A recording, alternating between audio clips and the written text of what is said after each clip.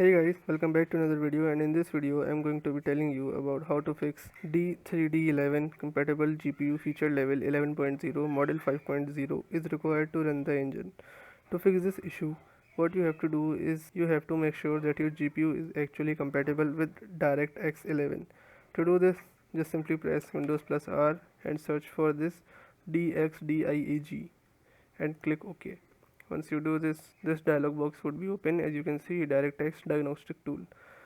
Just click on this display button and here you will find all your GPU's details. What you have to see here is the feature levels should be at least 11.0. If this is not 11 or this is 10, then that means your GPU is not supported for DirectX 11. So make sure this is 11, and the driver model should be WDDM 1.2 or higher. Mine is 2.7, so I am obviously eligible for the methods.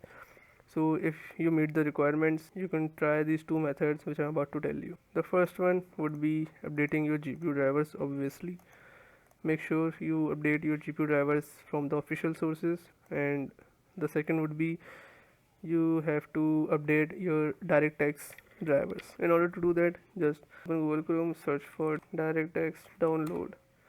Click on this first link and click on download. This will download a software, and once the download completes, you have to run the software and install it, and it will update your DirectX drivers. Then you have to restart your PC and your problem should be fixed. If your problem still occurs, make sure to comment down below so we can bring a detailed guide on this video. So yes, this is it for today's video.